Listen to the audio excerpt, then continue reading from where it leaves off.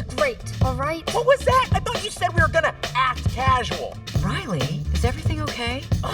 Sir, she just rolled her eyes at us. All right, make a show of force. I don't want to have to put the foot down. No, not the foot.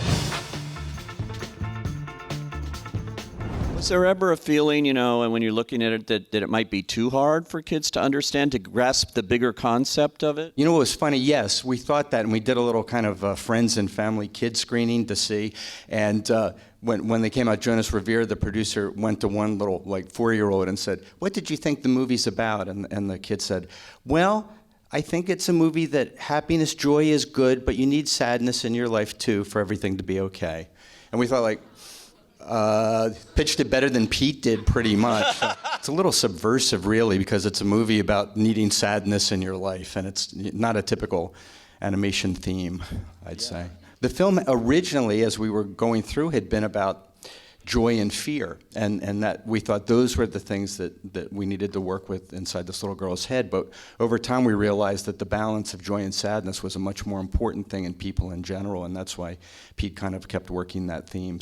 And you're always topping yourself in one way or another, and Pete Docter, of course, did the wonderful movie Up, for which he won an Academy Award, and that was nominated for Best Picture as well, as was Toy Story 3, and a lot of people are saying Inside Out could find its way into that too, which I think is saying something nice for animation too. It's really nice to hear. And we always think of animation as kind of a production approach as opposed to a genre. And when you see a lot of the animated films being made now, you see a lot of sophisticated storytelling and things that are stories that work in that medium. I think it would be hard to tell this story in live action in the same way. And I think we're seeing a bit of a renaissance in animation that way. Unusually, I mentioned it, Pixar has 2 movies this year, first time ever, right? Hard for us to do. I know a lot of studios put out many pictures a year, but for us it's a challenge. Yeah, and The Good Dinosaur opens for Thanksgiving, basically. Yes. Just tell us a little bit about that one. It's pretty much the polar opposite of Inside Out. I'm done being scared. If you ain't scared, you ain't alive.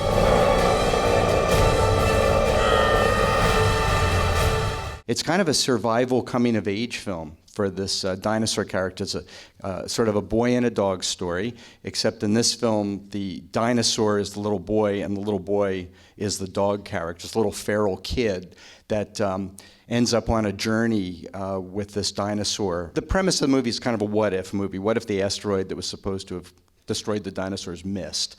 And in our story, the dinosaurs have evolved to the point where they have language. They're agrarian. They don't have houses and cars, but they can grow food and so forth. And this dinosaur has the gift of talk, but the humans are new on the scene and don't. This little character kind of becomes the catalyst for the coming-of-age story for the dinosaur, from a kind of nervous, scared character into a confident young man.